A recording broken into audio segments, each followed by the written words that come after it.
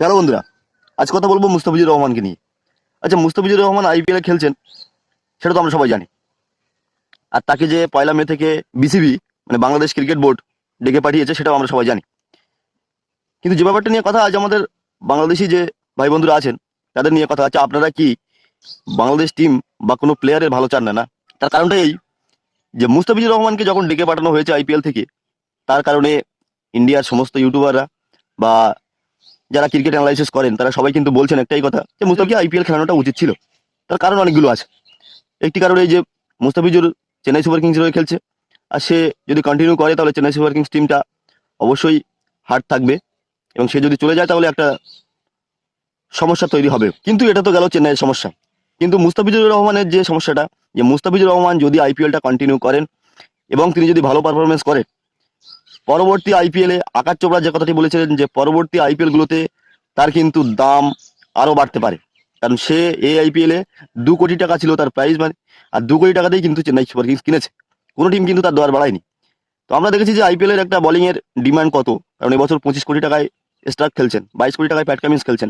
তাহলে বোলিং এর যে ডিমান্ড কত, গতবার কিন্তু স্যাম করন খেলেছিল 18 কোটি টাকায়। বোলিং এর ডিমান্ড কিন্তু আইপিএল এ প্রচুর পরিমাণ।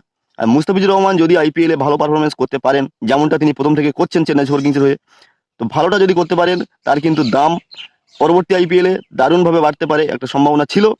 বাংলাদেশ বোর্ড যেভাবে প্লেয়ারটাকে ফিরিয়ে নিয়ে যাচ্ছে, তো মুস্তাফিজুরের সেই সম্ভাবনাটা মনে হয় সামনে আর থাকবে না। আর বাংলাদেশ বোর্ড কিন্তু এমনটা প্রতি বছরই করে এসেছে, যেটা আমরা আগেও বলেছি। যে কারণে বাংলাদেশ ফ্যানদের কথাটা বলছিলাম যে মুস্তাফিজুর রহমানকে যে ফিরিয়ে নিয়ে যাওয়া হচ্ছে বাংলাদেশে, তাতে ইন্ডিয়া যতটা না সমস্যা হচ্ছে, তার থেকে বেশি বাংলাদেশ ফ্যানেরা যেভাবে মুস্তাফিজুরকে নিয়ে ট্রোল করছে বা বাংলাদেশ বোর্ডকে নিয়ে ট্রোল করছে, সেটা একেবারে সঠিক নয়। কারণ আমি আজই লক্ষ্য করছিলাম যে কিছু ফেসবুক ফেসবুক পেজে এমন এমন প্রশ্ন তোলা হচ্ছে যে মুস্তাফিজুর রহমানকে কি আইপিএল থেকে চেন্নাই সুপার কিংস টিম পুরো টাকাটা দেবে না? মুস্তাফিজুর রহমান 2 কোটি টাকায় খেলছে, তাকে কি 1 কোটি টাকা দিয়েই ফেরত পাঠানো হবে?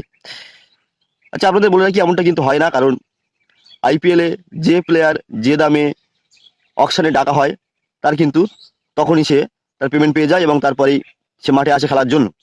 তবে যদি কোনো প্লেয়ারের কোনো অসঙ্গতি বা কোনো সমস্যা থেকে থাকে, তার কারণে সামান্য কিছু চার্জ টিম ম্যানেজমেন্ট কেটে নেয়, কিন্তু এটা কিন্তু তেমন জায়গা নয়। এছাড়া অনেকেই বলছেন যে মুস্তাফিজুর রহমান পরপর যে হারে মাঠে রান দিচ্ছে, তার কারণে চেন্নাই সুপার কিংস এমনিতেই তাকে লাথি মেরে বের করে দেবে। এটা কিন্তু আমার ভাষা নয়, এটা বাংলাদেশ কোনো একটা পেজেই আমি দেখেছি।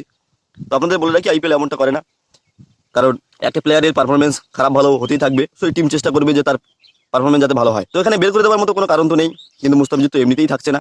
এছাড়া অনেকেই বলছে যে টাকার জন্য মুস্তাফিজুর ভালো খেলছে, দেশের জন্য ভালো করে না, কিন্তু আসলে খেলোয়াড়ের ভেতর থেকে তার পটেনশিয়ালটা বের করে নিতে হয়।